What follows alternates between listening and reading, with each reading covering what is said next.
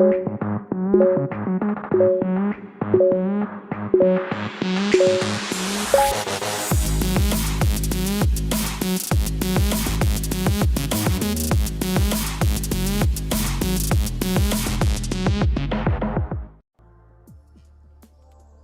morning. R2D Gen.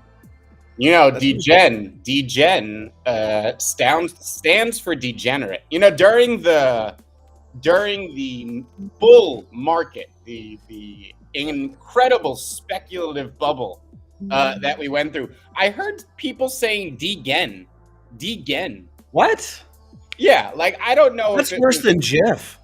Yeah. There's a lot to unpack there, but I was gonna go Zoog there, but you might have proved me wrong. Okay, not only did I prove you wrong, I proved an entire Discord of orcs wrong, because if our audience does not know, there is a town in Switzerland called Zug, and Zug, spelled Z-U-G, is pronounced much closer to Zug than Zug. And those of us who may be of Swiss nationality had just an instinctual response to that word the first time they saw it. And boy, were they raked through the cut. Hey, back when Spaces could get 300-400 people for an NFT project, I was raked over the coals for pronouncing it Zug.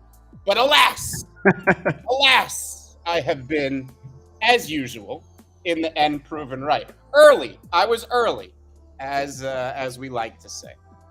Maybe too early, because now we couldn't get a space with 400 people to correct. I was too early, R2. Sometimes you can be just too early. You know the irony? No. This may be a little inside baseball, but Poof, the co-founder of Ether Orcs, the big honcho there. He's Supreme shit poster now too. Oh, great shit poster. He sets the location of their weekly staff meetings in Zug, Switzerland. He's been doing it the whole time. So you can set a location like if you do a meeting or whatever. Yeah. That's hilarious. That was a nice tie-in. I like it. There you go. Good really morning, came full circle in that story. GM. I can't get behind Degen though. That was ridiculous. I was like, that's not okay. Do they say degenerate? Yeah, exactly. Ellen DeGeneres. You know what is happening right now? Prices are up. Yeah, we got some green. A little bit of green. We were teetering. We were at that 1080. Like, if we lose this level, we're going to the bad place, right? And then to Valhalla. Valhalla's the good place. No. We're going to what do they call it in the Stranger Things? I want to say the other side, but it's I know that's the fucking word. But I've never watched Stranger Things. Right as we were teetering, like really on the brink, CZ, and I guess we can't bring up the tweet because it was deleted, though I'm sure there's screenshots everywhere, comes out with the most unnecessary FUD you could. You want to know how this motherfucker's hand was caught in the cookie jar? Because I heard about this. The upside down. That's what it is. That's where we would go. We would go to the upside down. All right, back to the point. Right as, of course, we are at a fever pitch with DCG, which is the parent company of both Genesis, a prime broker, the only registered prime broker in the Western world for crypto, is on the brink of bankruptcy. And we know this. They've said it. They're out trying to raise money.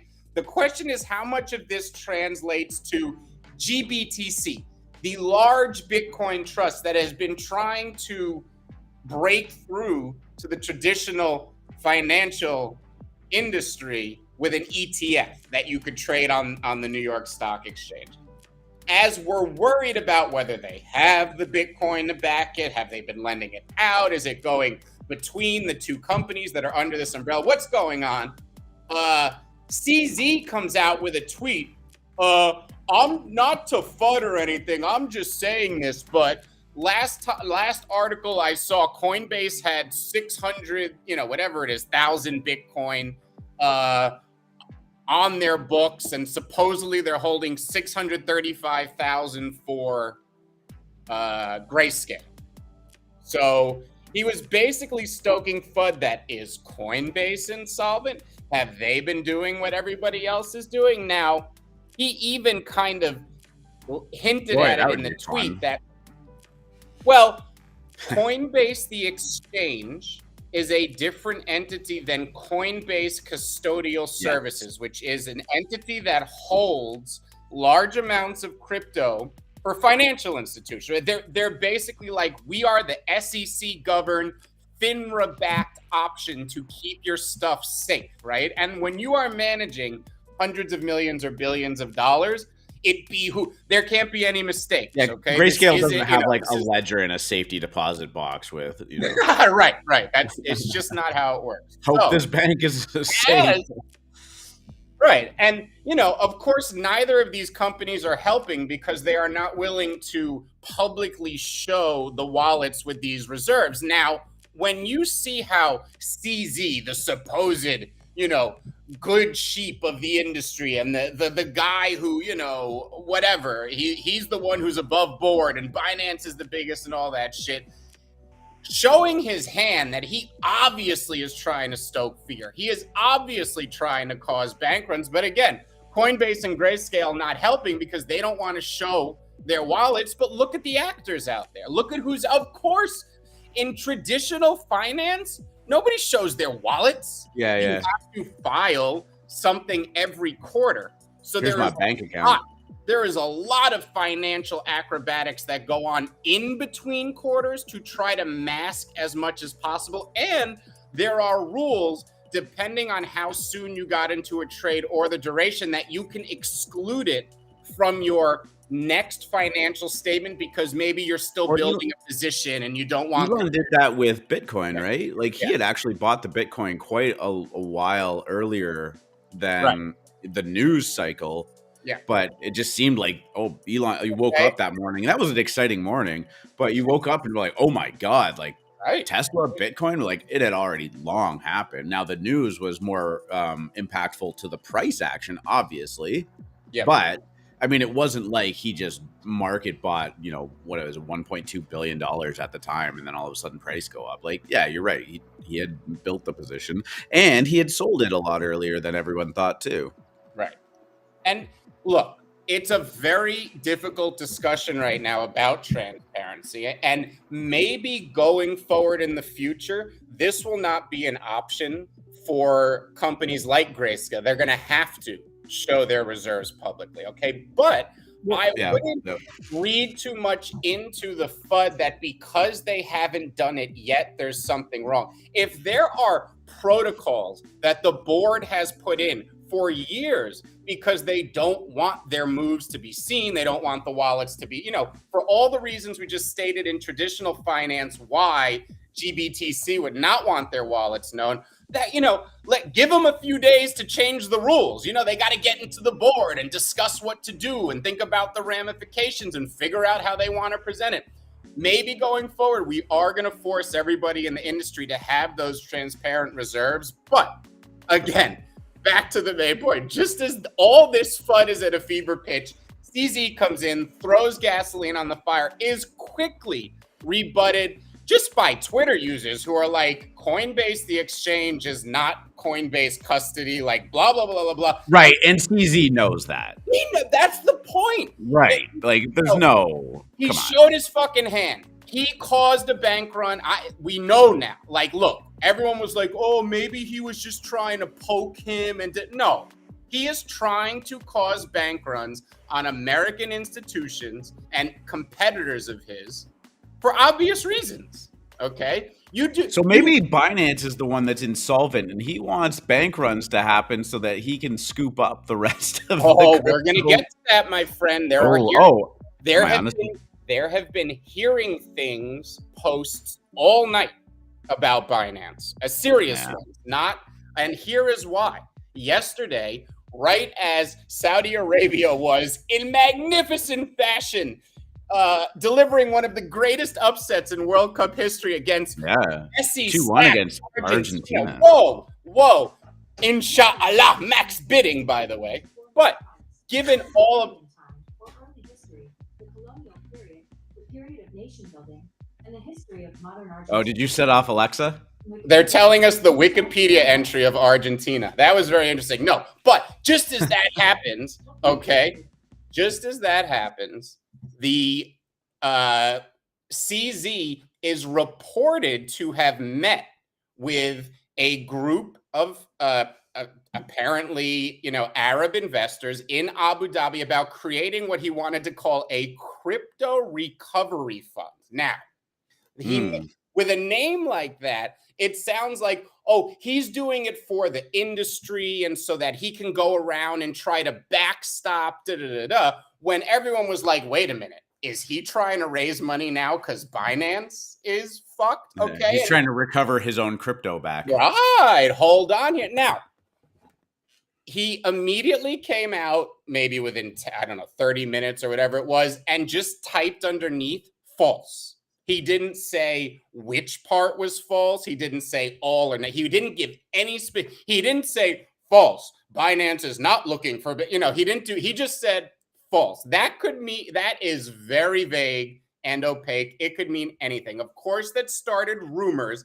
And then by the middle of the evening, there were people who people trust doing the whole hearing things. Now, maybe it's just an SBF play in reverse and people are trying to cause a bank run on Binance as revenge, right? Because I'll tell you right now, FTX would probably be very solvent had they made it through the next week and CZ didn't do that. And there are people who are like, yeah, Sam's an asshole. That doesn't mean I wanted to lose all my money. Fuck you, CZ, right? Like yeah. No, I was just gonna say this. This is so off topic. So if you want to keep going, go. No, I just thought I would close it up. Those were really the crypto topics of the day. Coming into, is Binance solvent? Are they doing? I'll leave everybody with this thought on the subject. Okay, if somebody like CZ has the temperament and the ability to become the largest exchange in the world in a cutthroat dog eat dog, the most cutthroat dog eat dog industry in the world, do you think that type of personality is not going to aggressively take every edge he can? Maybe not. We so often compare this to the Wild West, and if you want to talk about what the Wild West actually was, I mean, it was like these gangs and posses, and the leaders of those were like the most feared. You didn't mess with them. They did anything and everything that they could to gain wealth and whatnot. So if we're playing in the Wild West of future, or I guess the future compared to the Wild West, but present day, I mean, yeah, these guys are playing a very cutthroat game. And SBF gave you a glimpse into that with his ridiculous tweet storm, right? But saying, well played, you won this round. He was basically saying this is all a chess match to all of these people. And you don't have to believe anything that SBF says. But I mean, he wouldn't say that if he no, I mean, he could say that. I guess I could talk myself into just look at the traditional finance industry. It's the same thing. If insider trading is rampant because you have to, if you're not taking that illegal edge, you don't have any alpha. You're not beating the S&P. There's no reason for you to exist. You just and it's not that every guy does it, but the guys that are returning 30% a year and at the top of their game, number ones, dominating their industry, they are more prone to take risks you would not take. So are we to assume that CZ has amassed this fortune and throne without doing any of those things, and Binance is the one clean shirt in the hamper with all this shit going on? Or is what SBF was doing best standard and practices in the fucking industry because you need an edge? Otherwise, guys, it's all about raising money. You got to go to VCs and say, I can make more than the other guy. My algorithm does better than the other guy. It's all about that. Raising money to become number one. And you got to show an edge. And it seems to be, we could say whatever, it seems to be the edge in this industry was lending out customer funds that people did not think were being lent out. Period. And is Binance supposed to be the only one that wasn't? Maybe. I don't fucking trust a thing. Putting the craziest thing to me. Great that you said that. Is that we can go back to the point where, like, is Coinbase insolvent? I don't know, but you don't have to trust them. You don't have to leave your. Is it good for crypto? No, but like, is it bad for your crypto? Only if you let it be. I'll say this: if SBF, there's a chance SBF will not serve a day of jail time, and he will go off somewhere and live the rest of his life as a very, very wealthy man, whatever that wealth is. If Brian Armstrong lies about how much Bitcoin they are holding in an SEC regulated entity, he will go to jail publicly. Yeah. Understand that there are different ramifications for Coinbase than for others. Okay. I'd probably say the same for GBTC and Genesis. Yeah, I mean, again, these are American companies that are operating within the United States. This is where, the SBF drama gets a little bit difficult.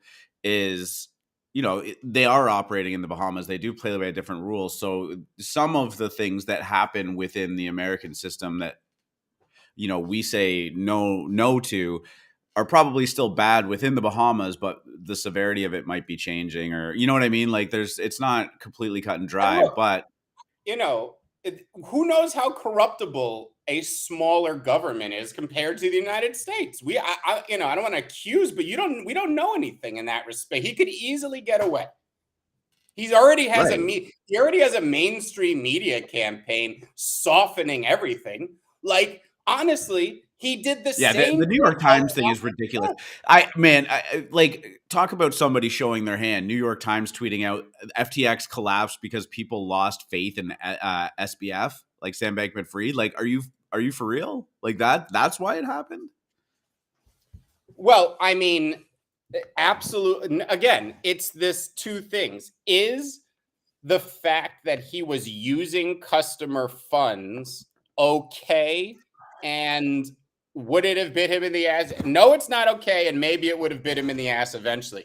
It is a fact that they would still be around had there not been a bank run. There was a bank run because of, first of all, somebody finding out what was going on and willing to make it public, right? And then the owner of the largest exchange in the world making it valid. Because again, Carolyn came out and said enough to satisfy everybody. At that point, it was up to CZ to either keep digging in or let it be. All right. So it's just two different stories. Obviously, SBF was breaking, at the very least, ethics. He was breaching ethics. Okay. Well, apparently he didn't attend his parents' ethics lessons at Stanford. Right. And what he also, by the way, just came out that they purchased $121 million worth of properties in the Bahamas. Mm-hmm. Right. What he was doing was morally and ethically wrong. That doesn't mean it wouldn't have worked. It's, he got. I'm just saying he got. No, you're right. That's all. And I would have got away with it too if it weren't for that. You pesky. I did that exact tweet like 2 weeks ago. Well, I forgot who I said though. If it wasn't for you pesky crypto Twitters. Yeah. Lots going on there. Yeah, Catfish. I know the title. No FTX talk probably, and then immediately talks about FTX. I mean, we made it 10 minutes. It's all good. I mean, how do you not, right? The conversation, the conversation naturally flowed in that direction. Well, by the way, Kathy Wood just bought a whole bunch of Grayscale too. GBTC. Yeah. And okay. So I got to dig up the tweet, but I had a great conversation with a reporter from Bloomberg yesterday, digging into why the discount is so big. Now, the discount here is big because, do you hear a reverb? No. Jesus Christ. Do you? Let me see. Do you hear me now? I hear you. I don't hear a reverb. Sorry about that. So There is a reason that it sells at a larger discount than just the idea that they could be insolvent. And that is currently they cannot buy back the GBT shares that they have created. Okay. If you look at number of GBTC shares created, they stopped creating them and it's gone sideways for, I don't remember the exact duration. But when you run an ETF, the way that you manage what the whether it matches the asset that you hold is by creating and destroying shares relative to your NAV, okay? Your native asset value, right? So they don't have the ability to do that right now. So there are a lot more shares outstanding than there is Bitcoin underneath. I don't know why they can't. This is what I did not get into, and I should have asked. But it is not as simple as it's selling at a 40% discount to Bitcoin. So this is like buying Bitcoin at 8K. It's not that simple. Okay? Right. Yeah. Yes. Right. Yes, there is a good, like, you probably have a good 10 to 20% there, but there is another reason. And eventually they're going to have to, through some mechanism, be able to destroy those shares or however it works. Okay. There's a reason it's at such a big discount. So it's not as easy as it looks. I'll dig up that tweet for us. But I think FTX became interesting to me. I have muted FTX and SBF on my stream for over a week now. So anything that drips through to me has to do with contagion, right? Is this slipping into other things? Is it affecting other companies? That we're going to talk about because, look, if you know, how many Black Swan events, how many things can happen before we can take out the lows? No one is saying we can't. And I mean, enough shoes drop, it's going to happen. So we gotta be aware of what's out there. And I think it's valuable to break down these things because some of it I truly believe is FUD, unwarranted fear, and some is stuff to pay attention to. So I'm going to bring up this tweet from DC Investor. Actually, just posted it a couple minutes ago. But before I do so, if we talked about the Argentina upset yesterday, of course, Saudi beating them. Anyone that like is trying to avoid spoilers on the World Cup, I guess earmuffs for the next 30 seconds. But holy crap, Japan is just about to beat Germany in regular time. So that's pretty crazy too. That's another upset there. Oh yeah, Germany is like one of the favorites for sure. You know, I think that now would be the time to bet on upsets, or is that the last one? And now it's just going to be all. Yeah, it's like the March Madness. You know, you get this round of 64. There's 32 games in it. There's going to be, just by power of large numbers, a couple of upsets. But good luck picking which ones it is, right? You know, so. I heard. I don't think Saudi, Japan beating Germany is as crazy as Saudi beating Argentina, though. Saudi Arabia, it was plus 2,500 before the game yesterday. So bet 100 to I mean, but still, like that's a hard bet to take, right? Because that you run that game 100 times, and that happens once. Oh no, I guess even less. Yeah, I mean, you know, when you can get that's 25 to 1. So I guess the expected would be run the game 25 times, and it would happen once. Right, and boy, that's that is not even on a parlay. You don't one leg, and that's to win, not even to draw, right? That's to win, which is hard. Right. Anyway, it's going back to this DC Investor tweet. I think GBTC served a need, and in many ways, I philosophically prefer it to futures-based BTC ETFs. The problem is Grayscale has been totally unable to manage the premium discount and has likely encouraged unhealthy share creation, destroying many funds in attempted arb trades. Will this product eventually trade at zero premium discount? Yes, if and when the SEC approves a spot redeemable ETF, then the market would likely assume that GBTC, etc., would convert into one. But I do personally want to wait. But do I personally want to wait for it to happen? I don't know. Would rather just buy spot. I think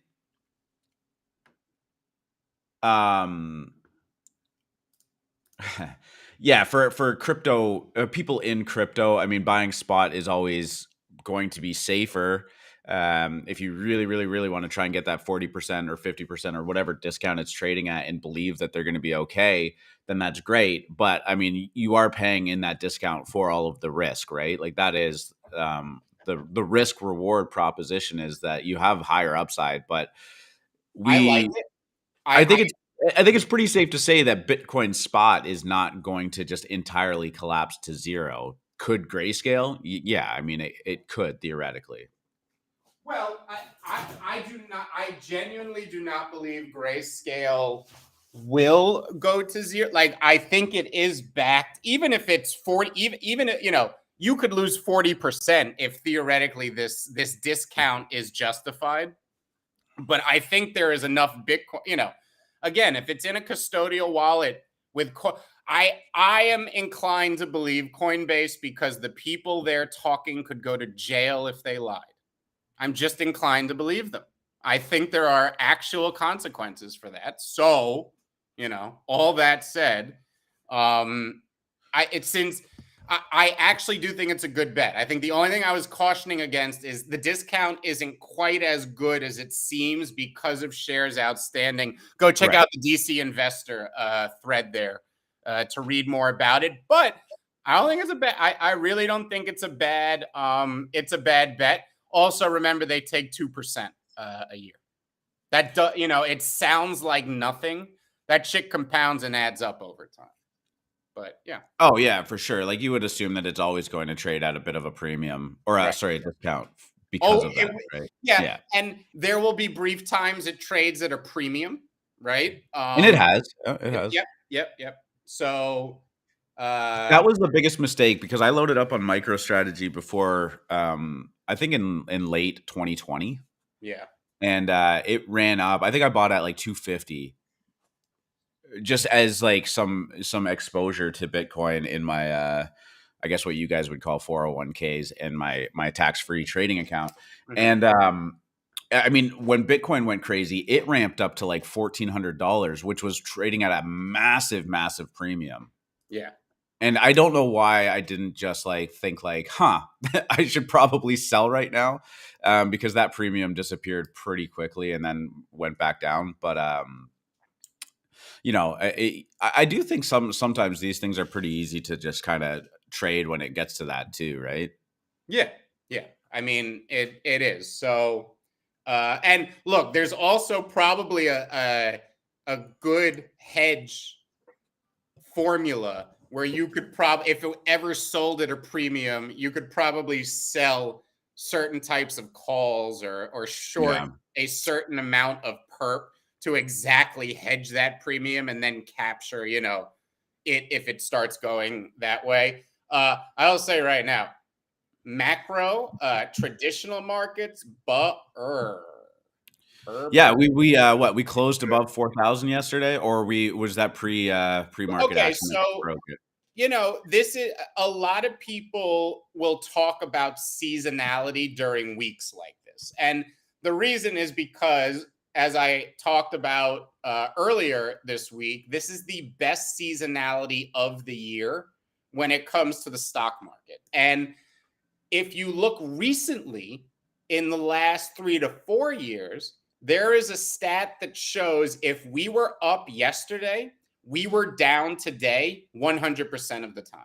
So there were actually some people who were like, I'm going to, you know, a lot of people are showing bullish charts right now. I'm going to fade it. And then right when the market was open, there was like the tiniest little dippy do. And it was like, oh no, are they going to do it? And now the market's up a lot. That doesn't mean it can't, not a lot. I mean, it's up 0.5%, which is nice. It does not mean it can't close red by the end of the day. But I think if we look overall, if we look at the last couple months, we know, or the last month, we know that there is a macro tailwind in markets now, thanks to inflation abating and the idea that the Fed is going to slow down or even pause their interest rate increases. And at the same time, you have an incredibly resilient job market, right? That is that is really the sticking point here in two ways. One, it's keeping the Fed aggressive. Like, shit, if the job market is this strong, we can just keep raising. Because remember, the more you raise, the more you can lower without getting into. You're basically pulling. You're sending gains forward as opposed to pulling them back, right? You're not pulling the gains forward to now. You're sending them to the future, which you like. It's always good to stack, for the future, but you don't want to break anything. So here's a question then. If you can do that, the Fed is supposed to act in a nonpartisan manner, right? Yeah. But do they? Yeah, I believe yes. Remember, the Fed is an appointed position. It's not necessarily, it's usually changed when a new president comes in. It can be changed by the same president more than once, depending on what is going on. It is an appointed position. Of course, there are some politics that play into it. I think for the sake of their own careers, they try to stay as impartial as possible because it's good for they want, everyone is vain. We all want to be thought about in a way that we believe is desirable. And for these guys looking impartial, like you are doing things based on economics versus politics, is valued in that trade. So I'm just kind of like thinking, because this is where I don't always know American politics, but I'm trying to wrap my head around it. Is there a world where, you said you over increase interest rates because the economy stays so strong, and then say maybe in a year and a half when the election cycle starts to ramp up, you really put your foot on the gas pedal and start to lower it, and all of a sudden everything looks amazing? I don't think it's a political thing. I think it's just the idea that the more you can raise it, the more you can lower it. It's like stacking gains for the next time around. But we see the effect of low interest rates on the I'm going to air quote the economy, but the stock market in particular, right? Like, it is the Fed. The Fed should want to have interest rates as high as possible without damaging growth. Because it's not about being able to juice things in the future. It's about being able to lessen things if they get bad, right? When you're at zero, how much more can you lower? If things had gotten worse, what were we going to do? Okay, that's the thing. If you're at 6%, you can you got a long way to lower that things can, where things are going to get better long before you get to zero. But if you're lowering from 2%, you're going to be back at zero before you know if things are healthy. So what you're trying to do is create padding. And that is exactly what the Fed wants to do, is raise them until something looks like it's going to break. So the fact that the job market has stayed strong is good, but it's also why the Fed has continued to be so aggressive. But we're at a point right now where inflation is dead and buried. The job market is still strong, and it's going to be months before we see the effects of interest rates. So markets almost have no choice but to go up. There's nothing else to do. You priced in what the bad that can happen, and the bad isn't going to happen for 4 months. It's not just going to sit there. It's going to mean revert and kill everybody who was just like, oh, it's going to zero. All right. So at the very least, we're getting mean reversion. And I talk about data dependence. We have to be very data dependent going forward. Inflation is falling faster than we thought. Okay. If that continued and things continue to improve more than we thought, maybe we could even engineer a soft landing and not have a double dip. But that's very data dependent. And I think the people want us to talk about NFTs. Stocks are up, coins are up, very NFTs. Bullish on that side of the world. Now let's get to the not so bullish side of the world. Yeah, for sure. That's why we're all here, right? To commiserate about our bags. Yeah, we want to talk about Valhalla. We can do that. Where do you want to start? So Mint went live yesterday at 3 p.m. Eastern. They minted a pretty good chunk of them pretty quickly, and then things started to slow down. For some reference, there was I was seeing them go from between 1.3 to about 1.6 ETH for the allow list, the right to have somebody's allow list, right? So now you're going to factor in the fact that you got to pay 0.5 per NFT, and then you're adding in a 0.75-ish premium on each NFT.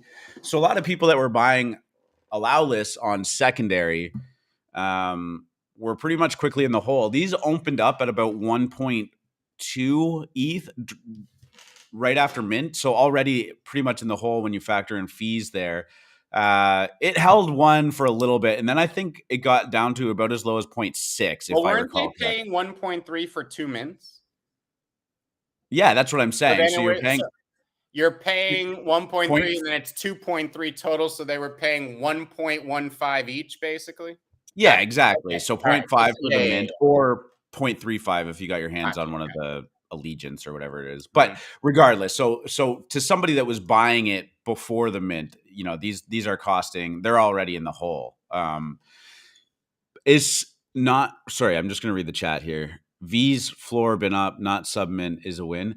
Yeah, it is, except for how many of these were being sold to people, and that's their own risk. That's the game you play. If you just naturally got Valhalla allow list on this, you're plus 50% right now.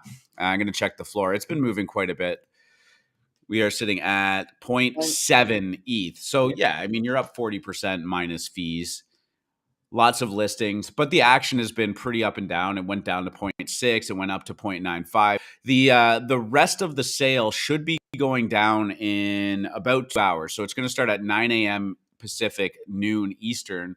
It's going to last for 3 hours. And what that portion of the mint is that anybody that put in a bid on the pre-sale, I guess if you want to call it, now has access to mint the remainder of them, and it looks like there's just over 2,000 of them left. So I think we're going to see a little bit of a short-term dip, and this is where the price action, it gets hard to read. Yeah, it was great if you minted and sold right away. I saw some going for 1.3, 1.4. That would have been a great time to do it. I actually listed one of mine at 1.3, but it didn't quite get caught, which is fine.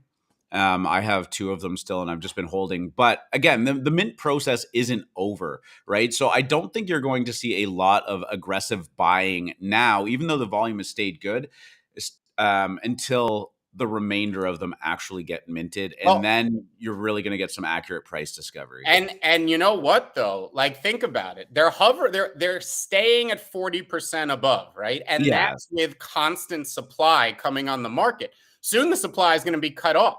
Right.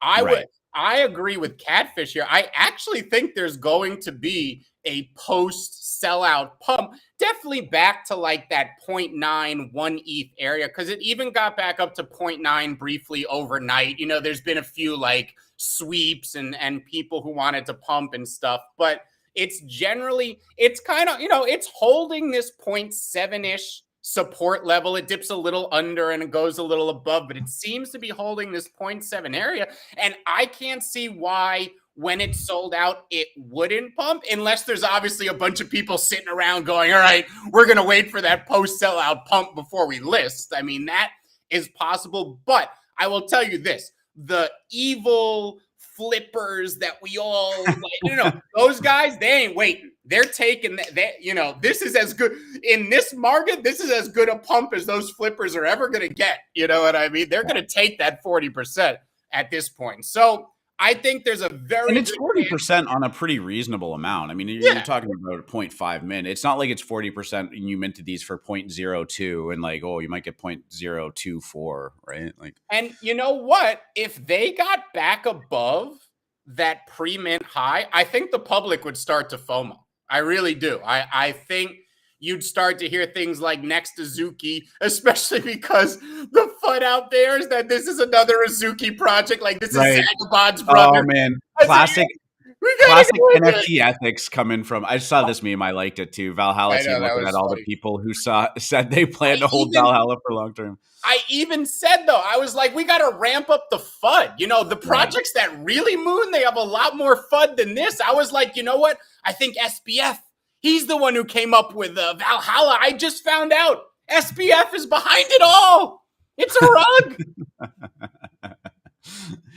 Yeah, you're right though. All of those projects that we sit on the sidelines for and see the FUD for, I mean, they're always the ones that are absolutely crushing it. Go look I at don't the know. article I just DM'd you and tell me yes or no on that article. For the next. But yeah, I agree with Catfish here, and I think that there's a You lot of didn't guys DM me an article. Huh? It's a little just that brief thing I sent you. You could just say yes or no. You could even type it. You don't even have to respond. Oh, yeah, There you yeah, go. yeah. Okay. All right. But no, I really do think like Catfish said, that there's a very good chance we get this post reveal pump. I like FUD, I think that we get too much into the weeds.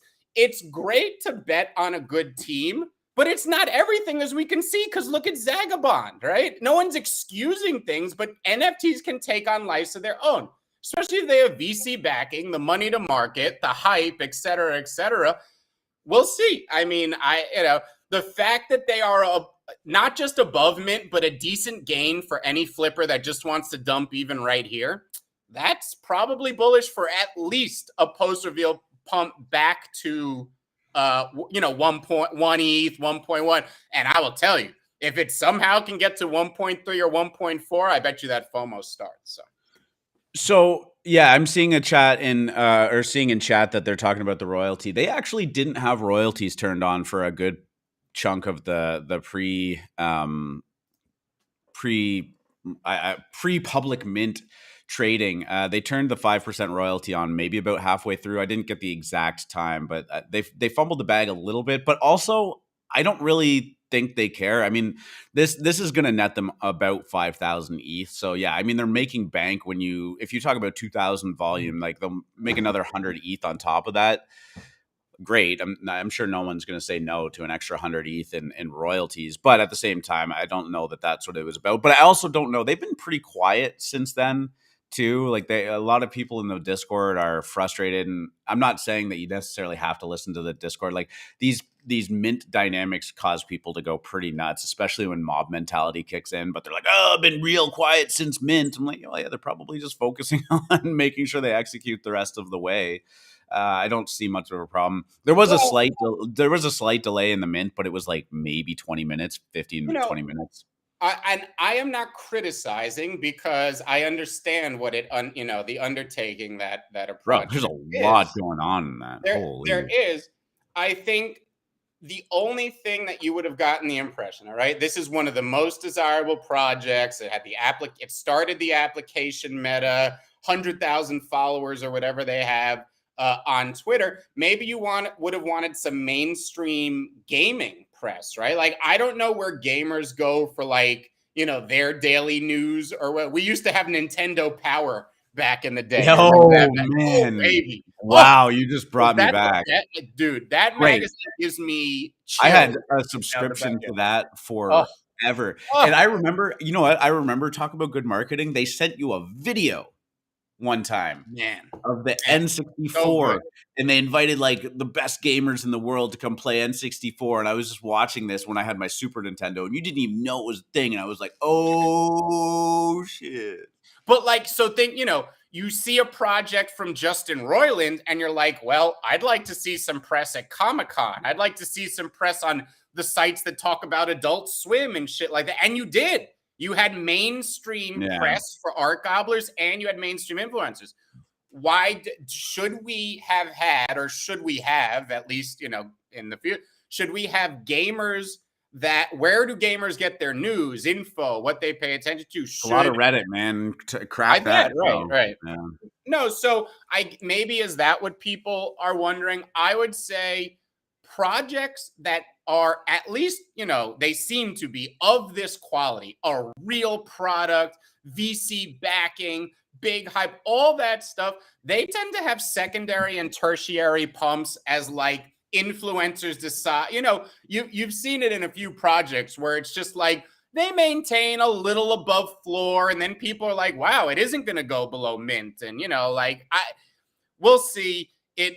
There were rumors, and we all were laughing at this in the DGen dojo, but there were rumors of a DAO that was promising to, we raised a bunch of money and they've opened up. Sell me all your Valhalla at three ETH and fuck off. Yeah.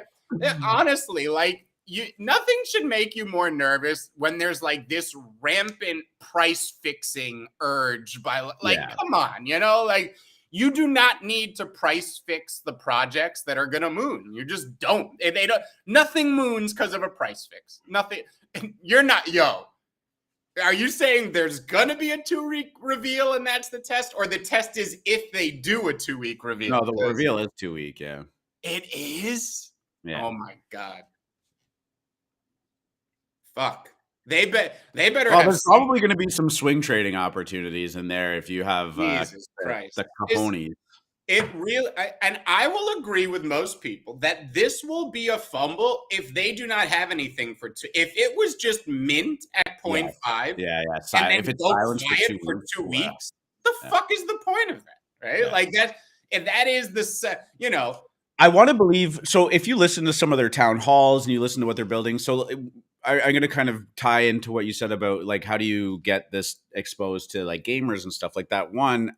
It's one of those things. It's hard to market when you don't actually have some kind of working product just yet. You know what I mean? That people can log in and check out. So raise from us. Right. Exactly. The patsies filling out applications num-nums. All these guys that are stuck in the decentralized everything kind of meta that's been going on for the past 4 years. No, but I mean,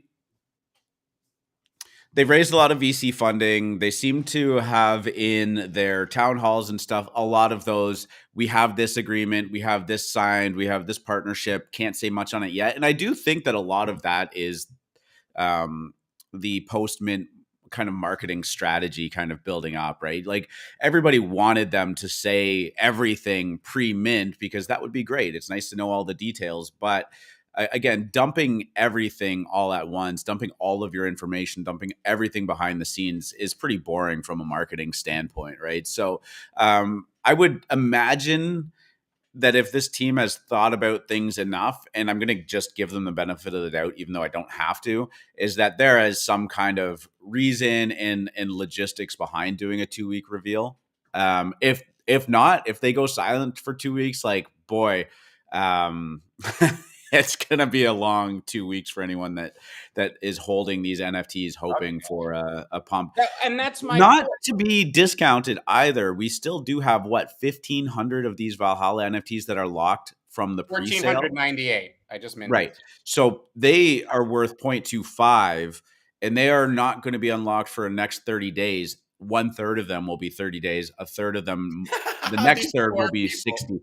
They are going to be, well, you're fighting two things, right? You're fighting the actual price of the Valhalla NFTs. You're also fighting the price of ETH, right? Could you imagine if it goes below the 0.25 pre-sale price? I don't. No, okay, all right. No, but here's what the thing is. Exactly what you're saying is true. Given what they seem to be, this should be the plan. Sandbag. 2-week review, but then boom, all the marketing everybody wants, and that's what. How could it not be that? But at the same time, we have expected that from so many projects. Where you're like, oh, it has to be that, right? Wouldn't they just be idiots to not do? And lo and behold, this is they have asked a very, very high price, and they have locked up early supporters' ability to sell. I really hope they have something here that they expect to, at the very, I know we don't we want to pretend the job of a project is not to directly pump price, but it's certainly to keep your holders happy. Not below mint is something. Like that, in this market for sure too. Right. So it's you would hope that they know something we don't know.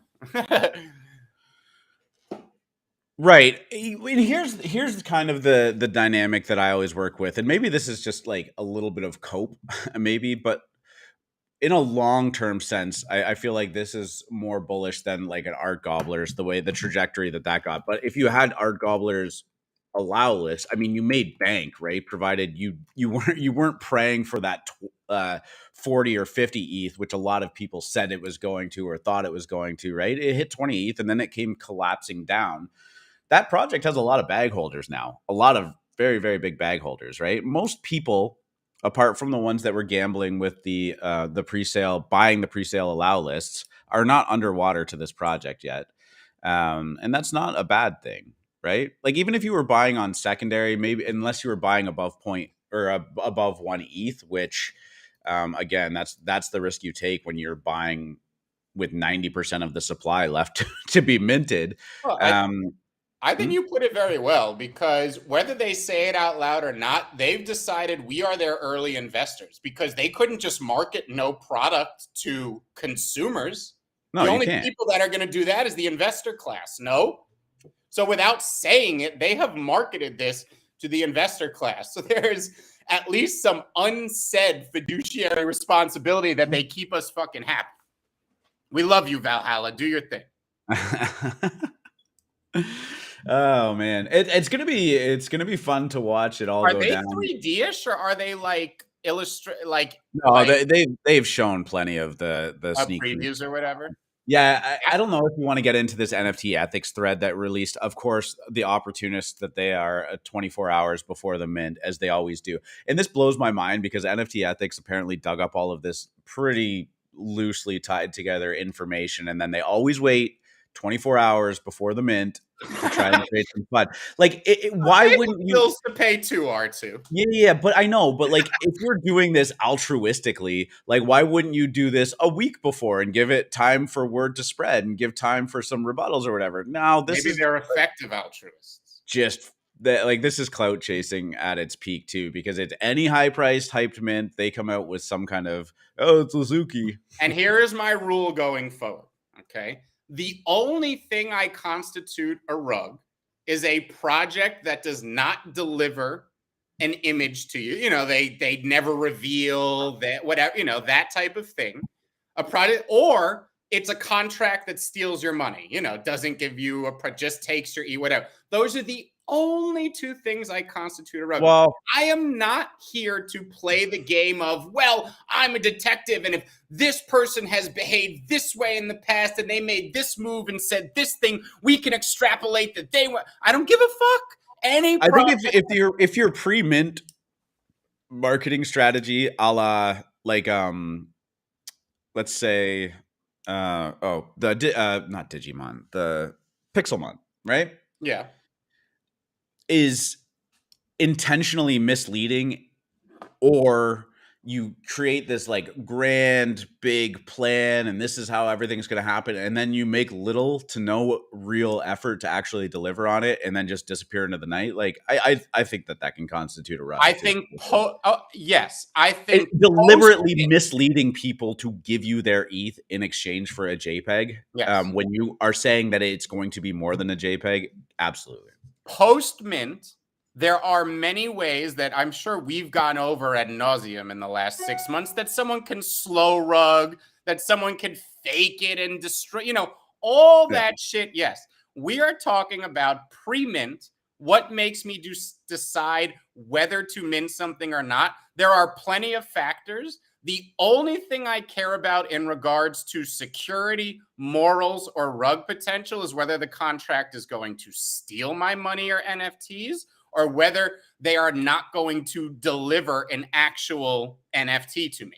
Those are the only two things I am actively worried about pre-mint. Afterwards, of course, they could not deliver. This could be worse. There's a million things that could go wrong, whether you want to be a holder or not. But pre-mint, I don't give a fuck about any of this speculation. It's this person and they did this and that. Keep talking for a second. Yeah, it doesn't matter. If you think about it, it doesn't matter. If you are here to build the artist collective and show the world the right way and peace and kumbaya and all that, I love it. I support it. Go build that. If you are here to trade, I don't think those type of things should factor into your decision. You should base whether you're going to mint a project on, in my opinion, the amount of mainstream hype that it has, versus alpha room hype. As we know, things that are very popular in alpha rooms don't automatically cook now. It's just not there anymore. A lot of the speculators are gone. A lot of them went bust up. So you need that type of thing that stokes mainstream interest. That, to me, in this type of market, is your greatest gauge as to whether you should mint something.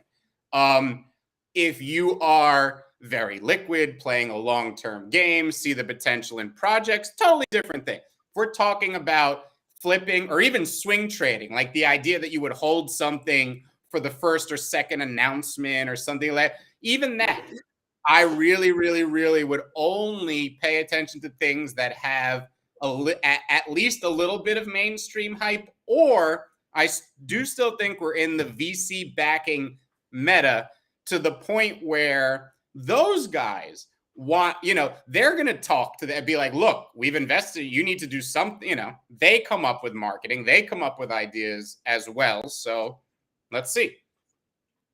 There's a preview, yeah? Yeah, these are the previews. That's not a preview. Here's something, I would love one of those situations where they showed these previews, but then it is that dope 3D. Like, look at the pill. Like, isn't that the pill? Yeah. They do have great. So they have cool? great branding. Honestly, like everything looks very clean. It looks good and so good. Like, give us something in the style of that pill. But as we know, the style of that pill, doing it as a generative project, holy shit, that could not be an easy undertaking at all. So. Like everything they've put out looks like it's quality. Like I guess, maybe I don't know if this is like Yuga other side video quite quality, but I mean they've clearly put some effort and some energy and some, looks some better money than into Yuga to me. I don't know. That other side video that they released is like it's Is it really? Yeah. I think this it was good. Who knows? I don't even know. I don't play video. I don't know what the kids want. But it was good from like an aesthetic standpoint. It was good from like a cinematography standpoint and whatnot too. Like this looks great. Almost like the figures are maybe a little bit like plastic, but whatever. It's not neither here nor there. I get really excited about things like Nintendo Power Magazine. This is beyond me, but I know the kids love it. So.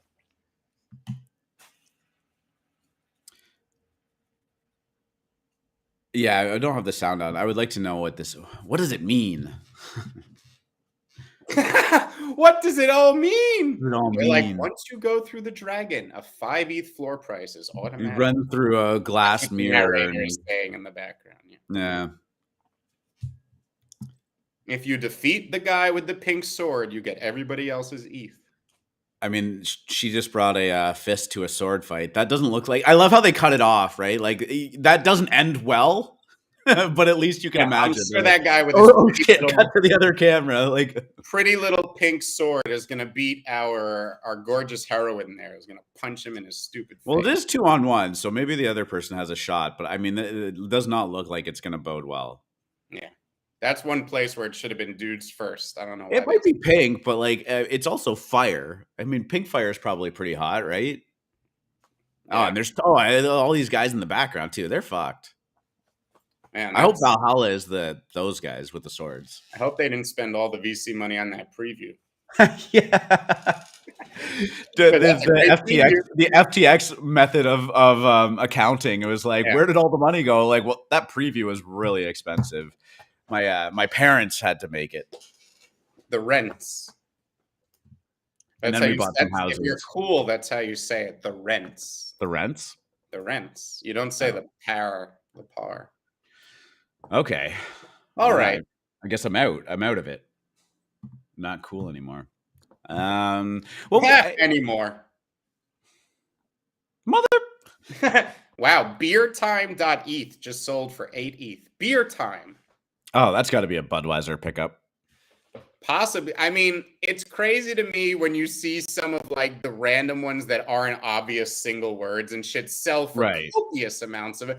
Every time I see that, I go, did someone just wash trade them? But what's the point of wash trading it? Like, it's not like you can set off or run in a collection.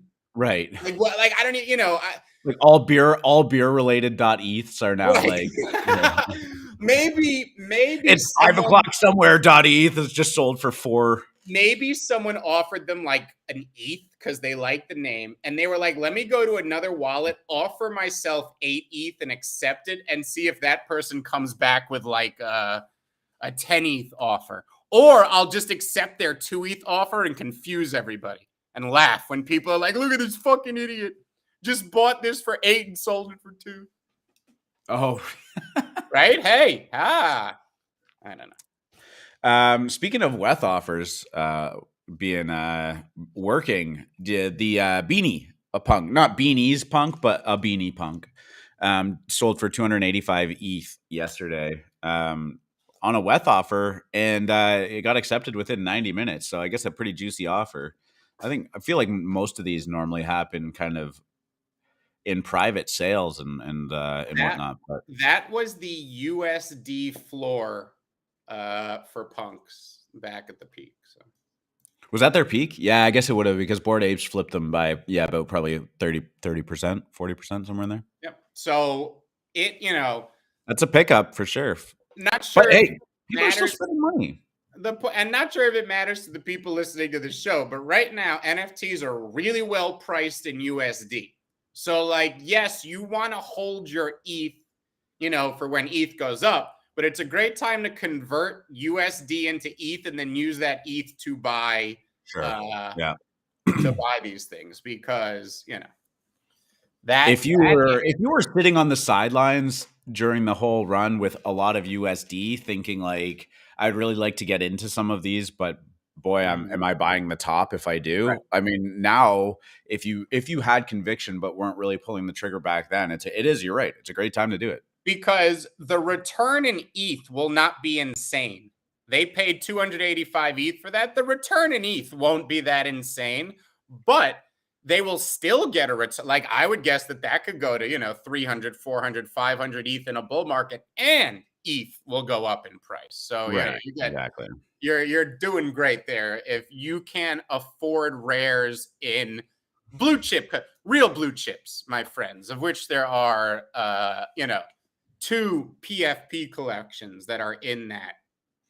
Any of these other PFP collections right underneath could go to 0 and no one would be surprised. Cool Cats, Azuki, maybe CloneX would surprise people because it has the Nike backing, but I would say most of these collections, except for Punks and Apes, could go to 0 and no one would. Don't you fucking FUD my CloneX bag, man. No.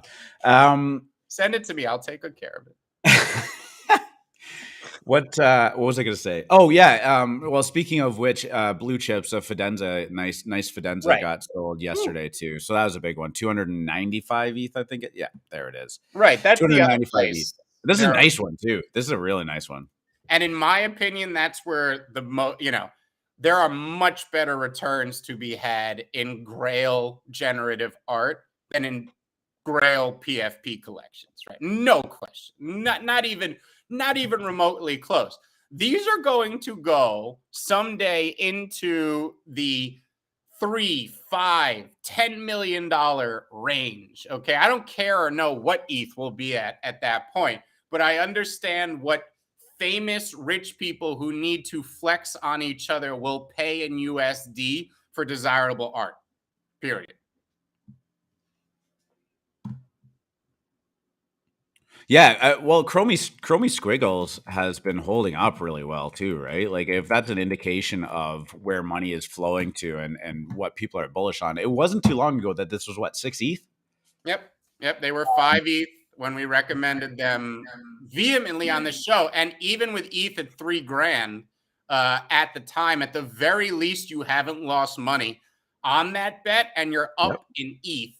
Okay, so this is the first art blocks. Okay, what holds it back a little bit, of course, is its supply. It has a higher supply than things like Fidenza or Ringers, but understand that this is a Grail collection.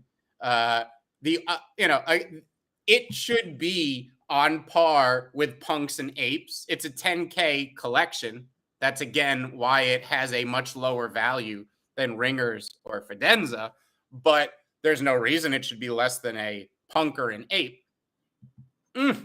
Ooh, Yeah, that those hyper rails. squiggle. Yeah. Oh. And they move. They do.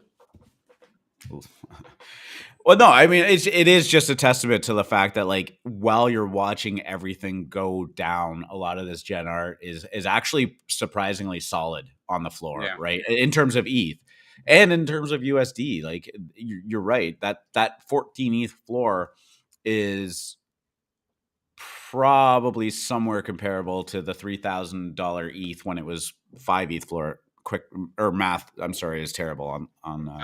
have some great news, R2. While we were talking, I Mhm. actually drew a pentagram on my desk in charcoal and burnt some sage and found out both of the Valhallas I minted are top 10 rares. So, we are basically guaranteed a return no matter here. So, great things for and I have to reiterate, I wish it was in the style of this pill. I love this pill. Could we just keep the pill? They're like, yes, you can keep the pill for weeks. It's very yeah. You could keep it forever if you want. It's very what is that? Parallel alpha? Do you Uh, remember that? that I don't remember it. I love the style. It's one of those weird collections that people that are in it and get it do very well in terms of Oh, like parallel their cards. Parallel cards. Yeah, yeah, yeah, yeah. parallel. Yeah, you know what I'm talking about. I do. I didn't know it was parallel alpha, or I didn't remember. Yeah. It's I don't understand anything about it, but like apparently it's a very deep, rich ecosystem. And the people that like mint them and get in on these packs and stuff like that typically can do pretty well with them. I don't know how it's, sustaining through Yeah. this market, but I always thought it was an interesting project. S&P 500 new high on the day. We're at 4,030 on the futures contract. Above 4,050, shit gets loose. So I expect bears to try and stop us there. Keep an eye on it, but boy, looking bullish out there, everybody. Macro tailwind. Let's keep it up. Burr. Vroom vroom. Okay, where's that screen? Bring that back. Let's turn some music on and just chill out. What do you guys got going on? Happy Thanksgiving coming up tomorrow for my American friends. Of course, Canada having ours well over a month ago. But because, as our audience may or may not know, it gets colder up there sooner. Therefore, the harvest is sooner. is that what Therefore, it is? yeah, It's that simple, eh? that's Oh. simple because your farmers have to harvest a little earlier than ours. And again, Thanksgiving is Why didn't I think about that? I didn't never consider that. it is a day for giving thanks. Traditionally for the harvest, because as we know, winters were very harsh, and you had to basically make it through on the food that you grew. There was no Super Bowl, that good stuff, and to give thanks for this harvest, you would have a big feast. And it's earlier, the colder it is. So the more north you are, your Thanksgivings tend to be early. Man, I'll tell I am New England, a New Englander by blood, and I love a good old fashioned New England Thanksgiving. I mean, apple pie, pumpkin pie, my favorite. You got your apple pies, of course. Pie, yeah. My mother makes the best turkey on planet Earth, and I even had to do a thread because one thing that triggers me this time of year almost more than anything is turkey slander, because the majority of people in the world don't know how to cook a turkey, and when they have attempted to on Thanksgiving and failed, they've caused everyone around them to dislike this magnificent bird, which is by far my favorite meal on earth. Thanksgiving, that would be my last meal on death row, would be Thanksgiving dinner. The cranberry sauce, the stuffing, but especially that turkey and homemade gravy, boy. Woo! My God. Did you see this Elon Musk and AOC edit? No. You haven't seen this? Fake of them doing romantic things to each other? Yeah. Huh. Okay, I can actually play the sound on this one. Are you ready? It's so Hold good. on. Okay, I'm ready now.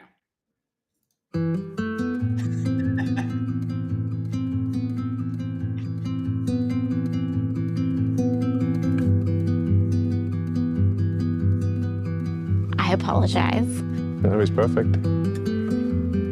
I'm breaking all the rules. I'm breaking all the rules. Well, I guess we might make some mistakes. Who knows?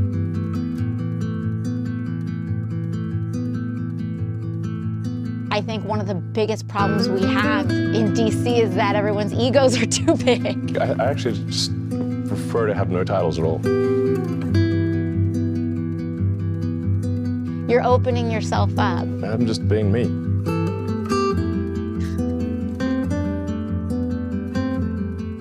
Let's go. Yeah, absolutely. Absolutely. Could cut the tension with a knife. Yeah, that was disturbing. Yo-Yo Street, we did talk about Valhalla. Bottom line, the FUD, don't care about it. It has nothing to do with whether a project... The only thing FUD can do pre-mint for a project is when nothing comes of it, cause a pump, because everyone was like, oh, the FUD didn't, come to fruition, blah, blah, blah, blah, blah. The FUD we don't care about. The price sitting at, 0.2 above mint this long, with most of them minted already, would lend one to think that the flippers have been able to get it out of their system. And when the supply finally is constrained in a few hours, you at least get one of those post-sellout pumps, maybe back to 1.1. But here is what we are concerned about. A 2-week reveal. And are they going to have it? Is it just going to be mint and then go quiet? Bye-bye for 2 weeks? We know exactly what's going to happen to the floor price if that's the case. Or do they have some sort of marketing blitz or maybe announcements that we didn't anticipate about the product, things we're going to get? Maybe they launch a token immediately and we can start yielding whatever it is. Give me yield. Oh, I want yield again. Maybe. So we'll see. But we think at the very least you have a very good chance for a post-reveal pump back up to what that initial floor was. And if somehow it gets above that, I do think FOMO can kick in and it could get to 2 to 3 ETH. But I do think that is very dependent on the Valhalla team doing something, right? Like, it can't just be mint and go quiet for 2 weeks, because 2-week reveal is, that is a death sentence for the floor price if they don't do anything or say anything. And I don't think it goes to 0.1, but it'll go under mint for a few days and hover around 0.35, 0.4, just to scare everybody out. And then it'll quickly rally, to 0.7 right before reveal or whatever. But it'll just be a shitty 2 weeks. You have your locked up for why. I might try and argue against that, except it is a 10K collection. Right? And this is, that supply is hard to hold on to when it gets boring, Yep. It was, I think anyone who was bearish pre-mint, that was the biggest knock against it, right? Like, the projects that moon in this market are the ones under 5K supply. Even under, Digidaigaku and what was the other? And Art Gobblers was 2K, right? Yeah. So you know what? I'm also like, you brought up a good point on the last show, or one of the last shows that we did. You got to mint 2. I know, right? Yeah, exactly. exactly. You got to mint 2, which means even if you were a believer in Valhalla, you could peel one off at 1 ETH, 0.8 ETH, 0.75 ETH, and de-risk your mint. They're basically dramatically. Yeah, exactly. So, let's not discount that it might not all be just flippers and just people who filled out the application form and said, yeah, I'm going to hold Valhalla long term. And then we're like, there's this nothing. All better be part of the. If you think about it, if they really wanted to make a splash, they could do things that would look like how are you doing a 10K supply? How are you doing 2 for everybody? How are you doing a 2-week reveal? Like, everything that you could possibly do wrong for your floor price, they're doing, only so they can hit us with the magical, big, crazy announcement the moment it sells out, and we all go, fuck fucking nuts and the thing ramps to 5 ETH. Yeah, it's something crazy like, Jesus boy, I Christ. hope you held on to your 2 because you can merge them into like the Yes. real Valhalla project or something, right? Like, Exactly. told you. Some shit like that. For those who didn't lie on their application and actually held like they said they were going to, like, congratulations. See, that's what because it would be, if we were sitting This is around, completely baseless for anyone listening, by the way. totally baseless. But wouldn't you think that? Wouldn't you sit there and go, look, if we do all these things, Sure. it's not going to be good for the fun. So wouldn't you say, like, the only reason we are going to do these is because if we think we have a big 1-2 punch, right? Like something that could really. Well, imagine the volume and everybody racing back into buying their second one. Oh back. my God! Yeah, come on, please. We are so just. This is the worst hopium we've ever had. Yeah. Fuck. And then it turns out that Elon is their backer, and he's going to integrate Stacked into Twitch or Twitter. Stacked could be part of Twitter. Twitter gaming. Yeah, this is all lies. It's not based on anything. I just don't want to. And if I hear in 2 months, you guys said that. Valhalla to 10 ETH. I guess to be fair to us, we have been so trepidatious on this show about this project for over a month, talking about me. Like, this was the least exciting one to me of Ether, meme land, and just because I was like, look, I'm your average customer here, and I don't understand it. Obviously, I could dig down and come up with a highbrow thesis, but the people out there doing this to try to flip, name, blah, blah, blah, they're not going to do this. This has to be, stories have to be very simple to sell to a crowd. All right? If the story isn't simple enough that I get it within like a couple sentences of someone telling me, that's a red flag for me as far as like an Insta pump, unless there is something unknown that could pump this thing. Could be one of any imaginative things, but let's hope that something is there. There's 2 weeks. I don't know. Like, I don't really know what my game plan is here. In terms of like what I want to do with my 2.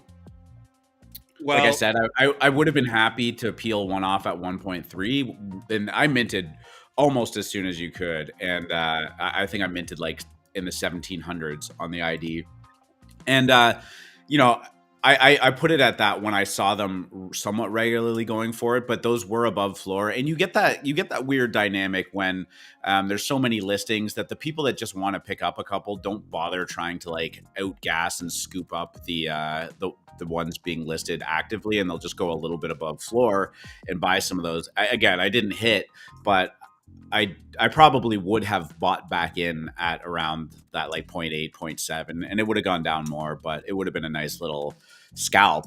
I don't know what I'm doing now though. Well, and that's it. You're obviously going to get anybody that has held out with their 2 this long. If there is some post sellout pump, you would expect a lot of those people to be like, shit, thank God, we almost went under mint. Let me get rid of this one and I'm going to feel real, blah, blah, blah, blah, blah.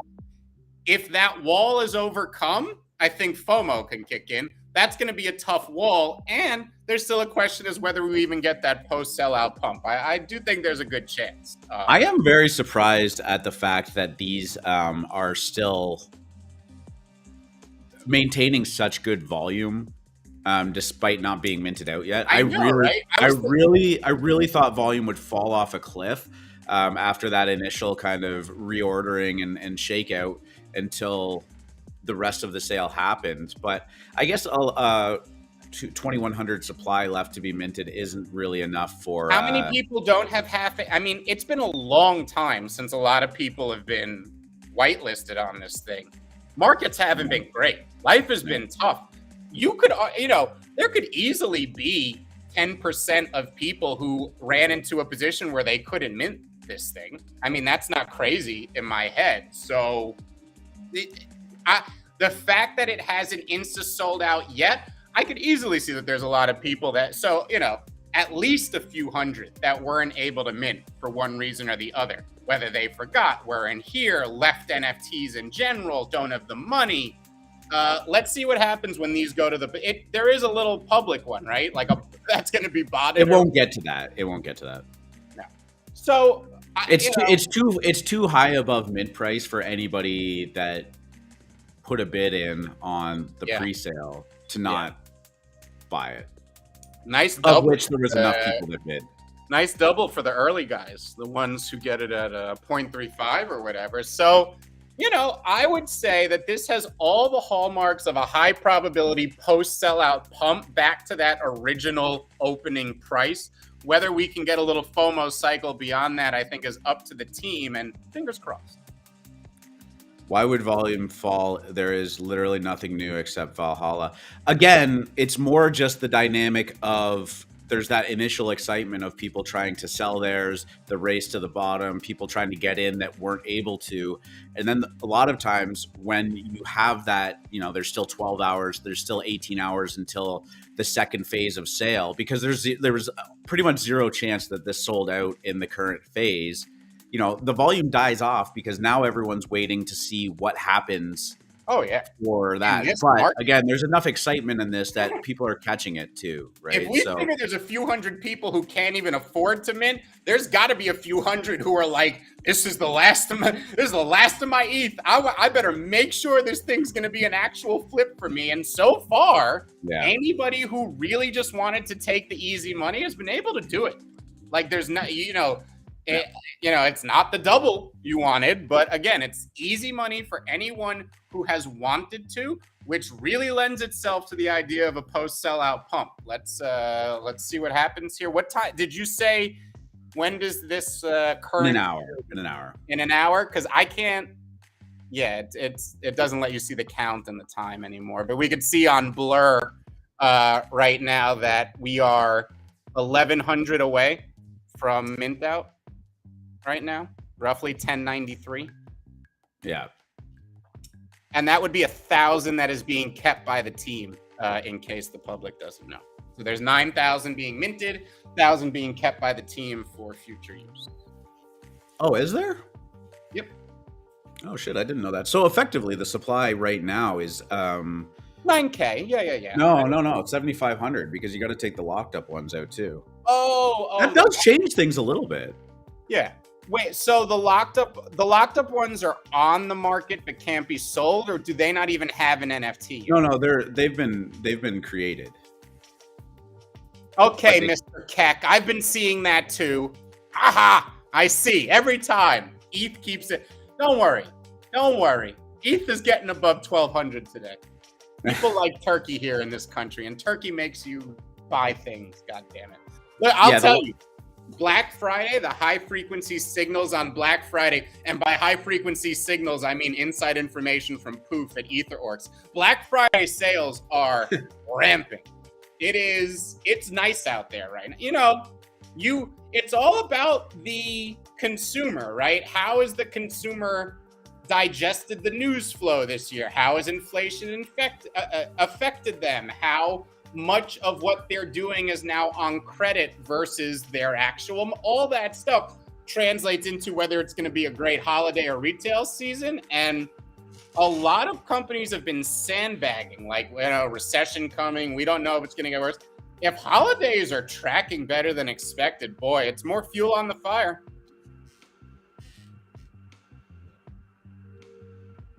I think I'm going to have to do some Black Friday shopping this year. Yeah. What are you in? Are you a new TV, new fridge? What you looking? No. I want to try and pick up a new chair. As weird as that sounds. Ooh, like a gamer chair, like a nice one with a neck thing, right? Yeah, like I feel like I spend enough fucking time in this chair that it's like buying a nice bed, a nice mattress, right? Like depending on how bougie you go, Herman Miller is the preferred crypto. I might not do that much, but yeah, just something. This one's falling apart. It's bad. Yeah. 0.72 on the good old Valhalla and ETH 1161. They're going up at the same time, Mr. Keck. Stuff that in your turkey and eat it. We love you, Mr. Keck. I was actually at Best Buy a couple days ago, and I was amazed at how cheap TVs are now too. It was like a 75-inch TV for like $500. I'm like, oh my god! I'm like, I don't need this, but damn.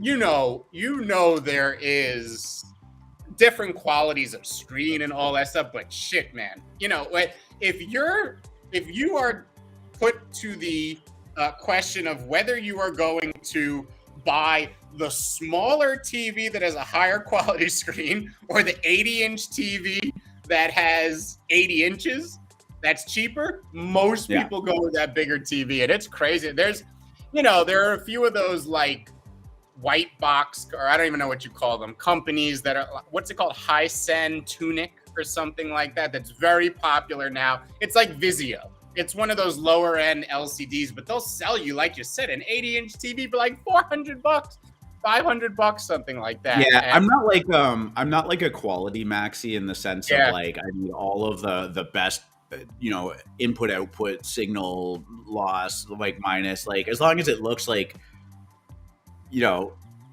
good, as long as the only thing that bothers me is when the darks, like the blacks, aren't like really black. Well, then let me talk to you. Then let me talk to you about my past. Yes, let me talk to you about my past. There was a time where my best thesis in markets was organic light emitting diode technology, OLED. I'm sure everybody is familiar now because most phones, high-end phones, are using OLED screens. Many TV companies, specifically LG and Sony, but of course other ones now too, are getting into the OLED business. Well, they have been for quite a while, but for a long time, and there were it's what allows the curved screens. Well, you know, the first OLED screens came out in the 90s, and the first consumer OLED was actually released by Sony. It is such cool tech. Like, they're tiny, and the OLED quality is nothing like you can get now, and burn-in was a big... There were all these issues with it, but it's such a great piece of tech. I used to be really on the investment side of that because I thought it was going to be this big thing, which it did turn into. It was a great little bet there. But, man, the OLED TVs that Sony and LG are putting out at the high end right now, it's true black. You know, an OLED screen turns off the light behind a pixel for its black. So it's literally true black. Other screens cannot do that. There is always an ambient light behind the pixel. That is why you don't get those perfect 1,000,000-to-1 contrasts on non-OLED TVs. I would, you know, no matter what year it is and no matter how much we advance, the high-end TV is always around $5,000.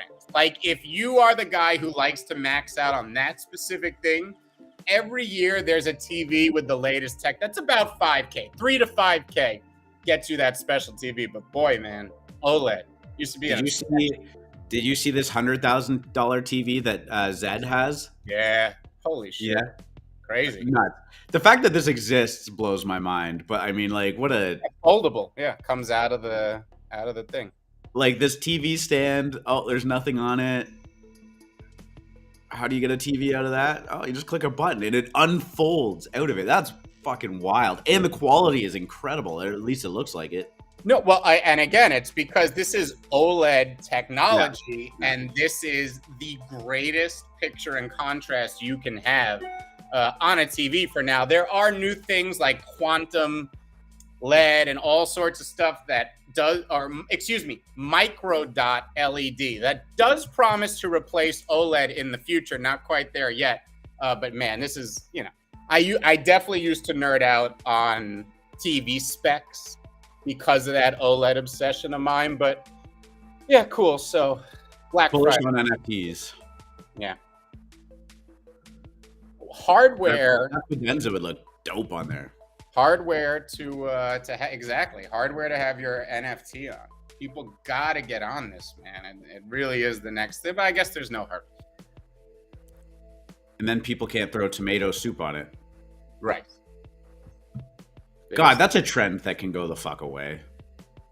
I support it going away. Like, man, what a great way to like me not want to support your cause. Is ruin something that has nothing to do with what you are protesting.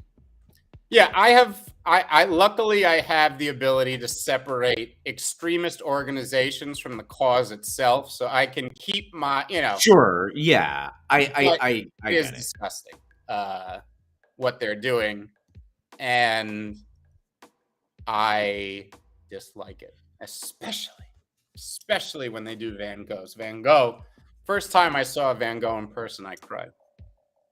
Yeah. We have a lot of government protests going on up here in Canada, ongoing against the Justin Trudeau, as they call it, quote unquote, regime. And one of them was I'm not going to get into that, but we wouldn't, believe me, down here we wouldn't even know what the lines are or which side we should be. But, you know, you could speak freely. No, I don't know that I can. Well, right. Okay. So right now, one of the big things is that the government is trying to control the internet such that, like, if you go on YouTube, you won't have your own algorithm showing you. It's showing you what the government says that you should be seeing, which is terrifying. And this is actually happening. So do you see Justin Trudeau? I will ask you live on this show. Do you see Europe? Do you see the growth that Europe has to endure on a yearly basis? They don't grow. There's nothing going on there. And do you know why? It's because of policies like what you're trying to enact. Unreal. We need to encourage creativity. We need to encourage capitalism. We need to encourage diversity of thought. That includes, we can't even brag about our healthcare system or education anymore because it's literally crumbling at its core. Oh, it's no, like, really? Like healthcare and shit? Like, don't get me wrong. It is like, if I had to go to the hospital for a broken arm, like, it's going to get dealt with. It'll probably take longer than it would have 2 or 3 years ago. But, like, yeah, it's not great. Like, the wait times, the wait lists for funding, or is it because there's just more people using it? There's less funding. Like, people have been chronically underpaid for so long that, you know, during the pandemic with the additive hours that nurses had to work and the conditions and all of that stuff. I mean, a lot of them, like, literally just gave up for their own mental health, right? You know, our education system is going through a lot of, like, are they going to strike? Are they not? Like, there are all these things. And, you know, people like nurses that, you know, rely on their children to be at school during the day now have to, like, it's all of these things are compounding into it. And it all centers around the fact that, like, these public sector employees are some of them are chronically underpaid compared to what they could. And it goes back to capitalism and economic incentives to align the goal, right? Yeah. And here's the thing, like, there are positions within the school system right now that require you to go to, and these aren't teachers, sorry, these are educational assistants and whatnot, that require you to have at least 2 years of education that you have to pay for. And what would you think the starting salary coming out of that to be working in the education system, knowing that you had to pay for 2 years of school and your time to do? Like, what would you think a salary? 35,000 Canadian. 35,000 Canadian. Oh, Canadian. I got it on the nose. Pretty much, yeah, between 35 and 38,000 Canadian. Yeah, right. Crazy. You know how low that is in American? That's less than $30,000 a year. Nuts. It's nuts. And teachers are underpaid here too. But, you know. Teachers are underpaid there. They are not here. Yeah. Teachers are paid quite well here. But, you know, the support staff, the janitors, the administration, all of that stuff. And everyone's like, oh, they get 3 months off a year. They also don't. They have to work it. But imagine having to dedicate 2 years of your time to pay for school to come out of a job that's barely above minimum wage now, because our minimum wage is $31,000 a year. Okay. If you're working full time on minimum wage. Mm-hmm. That's a dishwasher, right? That's, you know what I mean? Like, and so, you know, you go back to this, like, the money is just, like, running out here. Like, it's just, you know, so what is the incentive for anyone to do that job? What is the incentive for a doctor to be a doctor here when they can go down to the States and make 3 or 4 times as much? And then you can, like, you know, should people be forced to live altruistically because it's for the greater good? And I think that you can actually have both. Yeah. And this isn't effective altruism. I'm not going down that, but, like, yeah, Yo-Yo Street. I mean, I hear you, bro. Like, I know that I don't buy into these agenda things. I don't. I just think that this was just mismanagement, honestly. But I respect your beliefs, and I definitely can see how people get to those thoughts, and whatnot. But I mean, I don't have this sneaking suspicion that in Canada there's like this this big conspiracy theory about what they want to do with our little country. But you know, I'm always up for the conversation. So I said I wasn't going to say anything, and then I said stuff. So I know, I loved it. It was beautiful. It was beautiful. You get me riled up. Here, okay, on the way to your house. Yeah, no, God, fuck. Here's my problem with it is that like I just don't have a lot of faith in almost any of our politicians, and it's less of a commentary on specifically our Liberal government, who has been in charge of the federal government for quite some time now. But even the other candidates from the other parties, I'm like, why would Trudeau ever lose his position in office when these parties are putting in these people too? Like, it blows my mind. Politics in Canada has just turned into what was once, I think, very well respected in the world has been just a shit show. All right, so I don't know if you guys have done this, but I have a great nickname that you guys can call supporters of Trudeau, the Trudeaudos. Huh? Anybody? Yeah? Yo, you like that?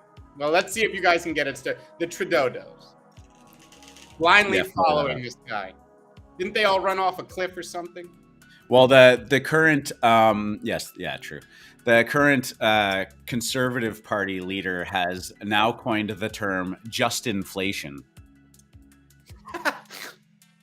That's his big thing. They need to outsource that work down to American writers, I think. I think the Trudeaudos, you know, there could be some funny political commercials. Yeah. Running off a cliff. That's a turkey. I don't think dodos make. Oh, you know how the dodo sounded, I suppose. Yeah. Okay, fair. Good point. You see that bird? That looks. How's that look on its face? NFT news. Well, Yo-Yo said nothing about my Trudeaudos, so I don't think it lands. Not doing it. We're gonna keep trying.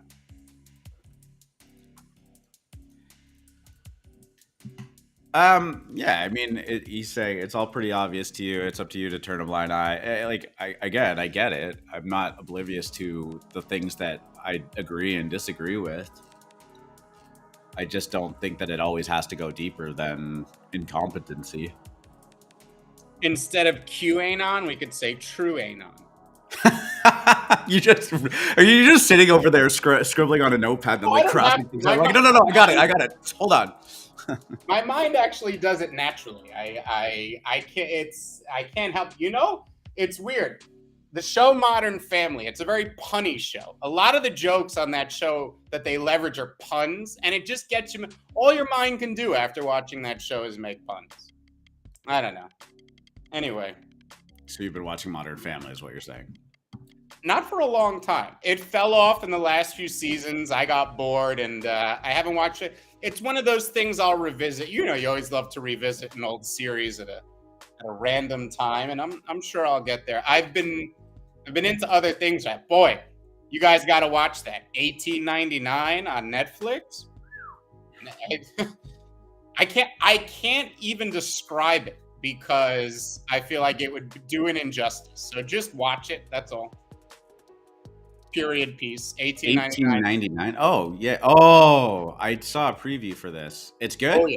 I'd watch it. I like I said, even describing it feels like it would ruin the beauty of it. So I'll just say people should watch it. And then, man, there was another one we got into. Oh, Slumberland. It's kind of a kids movie, but not on Netflix. Also very good. And Netflix kills it with the Christmas special. Some good Christmas content. Jingle bells, baby. Put up those lights. It's the week. I've just been, it's all up here already. Oh, man, I love Canadians. You guys have a pretty distinct holiday that you have to get through. That's true. Before it happens. Here, it's It's Halloween, October 31st. November 1st, it's game on. And I mean, there has been an unofficial line of Remembrance Day, November 11th, where most people will say, don't do anything until after that. Gotcha. Some people will say it's disrespectful, and I'm like, why is it? How is putting up Christmas decorations disrespectful to our veterans? I have a hard time drawing that line, but okay. But yeah, like if you go to a mall, November 1st, I mean, it is game on there. But you have the very fortunate placement of Thanksgiving being at the end of November, where you gotta celebrate that first before you get into Christmas, which I support. So yeah, and I mean, I'm a Christmas nut. I would love for Christmas to be all year round. I don't get sick of it. I consume all Christmas specials starting the week before Thanksgiving. I don't want to watch anything else. People in my house hate it. They think I'm a lunatic. I would rather Christmas start like December 1st and go a little bit longer. You know what I mean? Russian Christmas. The Russians have Orthodox Christmas that goes, the 12 days of Christmas, right through the first week of January. So yeah, like I would be good with the first week of January. It seems like everything starts coming down after the December 27th. And you know what this is? This is one of those longer. years. It's going to be the tightest school vacation because the Christmas Eve is on a Friday or a Saturday, and then New Year's Eve is on a Sunday, or no, it's on a Saturday. New Year's Day is a Sunday. Boom, right back to work on my. You don't get that, if somehow you can get New Year's on a Tuesday, sometimes they'll squinch it. You don't even get, you get that whole extra week off because New Year's is on a weird. I don't know when our Christmas. I don't know when kids' holidays are starting here. Yeah, I don't know. Usually, if like Christmas Eve is on a Wednesday or something, they'll get, extra days off, obviously. And then same on the back end. But this year's a tight one. I'm looking it up. Oh, yeah. It's the full week. So Christmas is a week into the holiday. Yeah. I would rather just go to school right up until the 23rd and give the kids an extra, more time with their Christmas presents and stuff. Yeah. Oh. I don't know. Cool, man. What do you got going on today? We're just watching Valhalla. Watching the Valhalla floor price maniacally as a good fiduciary custodian, and watching coins, and of course it's a holiday. Is it a holiday there right now? It is tomorrow. Therefore, this evening preparations begin. The parade. The markets are closed tomorrow and Friday, right? Yes, futures will be open until I think 9 a.m. Then they close until, I forget if they close until Globex or until 1 p.m. But then futures reopen. But the general stock market where stocks trade is closed all day tomorrow. All right. You want to run a show on Friday still? Thanksgiving special? Yeah, okay, cool. All right. Because I won't be able to next Friday. So I was like, I don't want to do that 2 weeks in a row. Cool. All right. Well, an hour and 47 minutes into the show. It's the intro. 168 a.m. show. We did it. 169 on Friday. Nice. Ooh. Do we celebrate every 69? Yes, we should. Is that right? Thanksgiving.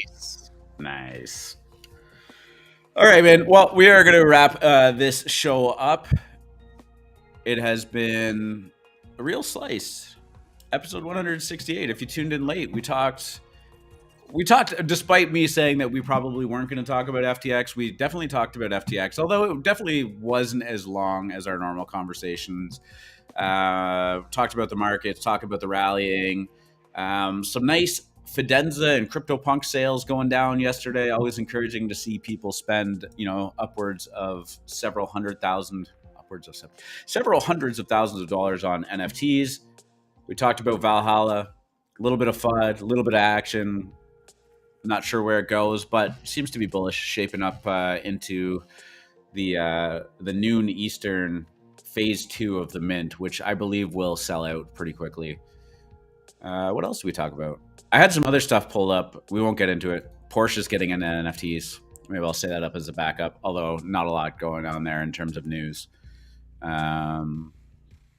Cool. All right. Well, we will be back on Friday morning, 9:30 a.m. Eastern time, as always. Guys, do me a solid. Hit the like button under there. It helps. I appreciate it. And I hope that all of my American friends or anybody celebrating Thanksgiving tomorrow has some lovely time with your family. And I really hope that you didn't shill ETH last Thanksgiving. It's going to make this Thanksgiving a lot better for you. Report back. Let me know how it goes. Free market. Say them words. Good luck at the tables and happy Thanksgiving, you degenerates.